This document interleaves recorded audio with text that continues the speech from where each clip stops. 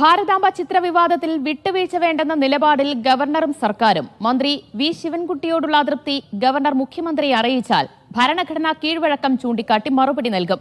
RSS ബിംബങ്ങൾ ശേഖരിച്ചു വയ്ക്കാനുള്ള ഇടമാക്കി രാജ്ഭവനെ തരം താഴ്ത്തരുതെന്നും പ്രോട്ടോകോൾ ലംഘനം നടത്തിയത് ഗവർണറാണെന്നും മന്ത്രി ആർ ബിന്ദു പറഞ്ഞു. ഇങ്ങോട്ടും മര്യാദ കാണിച്ചാൽ അങ്ങോട്ടും മര്യാദ കാണിക്കുമെന്നായിരുന്നു മന്ത്രി കെ രാജന്റെ പ്രതികരണം. വിഷയത്തിൽ മുഖ്യമന്ത്രി ഒളിച്ചുകളി ഒഴിവാക്കണമെന്നും ഗവർണർക്ക് കത്ത് നൽകണമെന്നും കോൺഗ്രസ് നേതാവ് കെ മുരളീധരൻ പറഞ്ഞു. ഗവർണർ രാജ്ഭവനെ ഔദ്യോഗിക വസതിയെ RSSന്റെ പ്രചാരണത്തിനുള്ള ഒരു കേന്ദ്രമാക്കി മാറ്റുന്നത് ഒട്ടും അഭിലഷണീയമായിട്ടുള്ള ഒരു കാര്യമല്ല. കഴിഞ്ഞ ഗവർണർ ആരിഫ് മുഹമ്മദ് ഖാനിൽ നിന്നാണ് പ്രധാനമായിട്ടും ഇത് ആരംഭിക്കുന്നത്. RSSന്റെ ആശയങ്ങളും അതുമായി ബന്ധപ്പെട്ട പ്രതീകങ്ങളും കേന്ദ്രീകരിച്ചു വയ്ക്കാനുള്ള ഇടമായിട്ട് രാജ്ഭവനെ തരം താഴ്ത്തരുത്. മന്ത്രിമാരുൾപ്പെടെയുള്ളവരെ അതിനു മുന്നിൽ താണു വണങ്ങാനായിട്ട് പ്രേരിപ്പിക്കരുത്. ഇത് പ്രോട്ടോകോൾ വിരുദ്ധമായിട്ടുള്ള പ്രവർത്തനം ചെയ്തത് തീർച്ചയായും ഗവർണറാണ്. ബഹുമാനപ്പെട്ട വിദ്യാഭ്യാസ മന്ത്രി വളരെ സംയമനത്തോടു കൂടി തന്നെ അദ്ദേഹത്തിൻ്റെ നിലപാട് വ്യക്തമാക്കുകയാണ് ചെയ്തത്.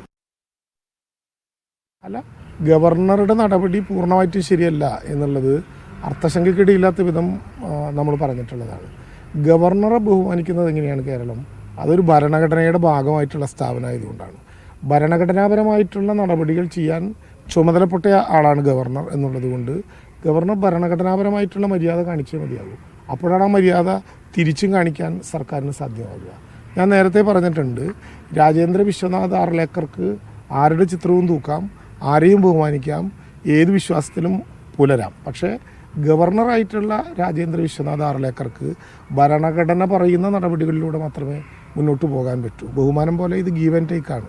ഒരു ഭരണകൂടം എന്തുകൊണ്ടാണ് ഗവർണറെ ബഹുമാനിക്കുന്നത്? അദ്ദേഹം ഭരണഘടനാപരമായിട്ടുള്ളൊരു സ്ഥാപനത്തിൻ്റെ ഭാഗമാണ്. അപ്പോൾ ആ ഭരണഘടന പറയുന്ന നടപടികൾ തന്നെ ചെയ്യേണ്ടി വരും. ബഹുമാനപ്പെട്ട ഗവർണർ എന്ന വാക്ക് വിളിക്കുമ്പോൾ അദ്ദേഹം ബഹുമാനാവുന്നത് ഭരണഘടനയുടെ കൂടി സംരക്ഷണത്തിൻ്റെ അടിസ്ഥാനത്തിലാണ്. ആ സംരക്ഷണത്തിന് അദ്ദേഹത്തിന് തീർച്ചയായിട്ടും അവകാശമുണ്ട്. ആ സംരക്ഷണത്തിന് അദ്ദേഹത്തിന് അവകാശം കിട്ടുമ്പോൾ ഭരണഘടന പ്രഖ്യാപിക്കുന്ന മാനദണ്ഡങ്ങളിലൂടെ തന്നെ പോകേണ്ടി വരും. അല്ല, ഇന്നലെ ശിവൻകുട്ടിയുടെ തീരുമാനത്തിന് ഞാൻ സ്വാഗതം ചെയ്തു. നന്നായി, അത് തന്നെയാണ് ചെയ്യേണ്ടത്. പക്ഷേ മുഖ്യമന്ത്രി ഒരു കാര്യം ചെയ്യാം. ഈ ഒളിച്ചുകളി അവസാനിപ്പിച്ച് ഗവർണർക്ക് ശക്തമായിട്ട് കത്ത് നൽകുക. സംസ്ഥാന സർക്കാരിന്റെ ഏത് ചടങ്ങ് രാജ്ഭവനിൽ സംഘടിപ്പിക്കുമ്പോഴും ഈ കാവിക്കൊടിയേന്തിയ ആ ചിത്രം പാടില്ല എന്ന് കർശനമായിട്ട് പറയാം. ഭാരതാംബയാവണമെങ്കിൽ ത്രിവർണ്ണ പതാകയാണ് പിടിക്കേണ്ടത്. അശോക സ്തംഭമുള്ള ത്രിവർണ്ണ പതാകയാണ് ഭാരതാംബയുടെ സങ്കല്പം. ഇത് RSSന്റെ പരിപാടിയിൽ ഉള്ള ചിത്രമാണ്. ഇതിനെ അമ്മയായിട്ട് ആരും കണക്കാക്കുന്നില്ല.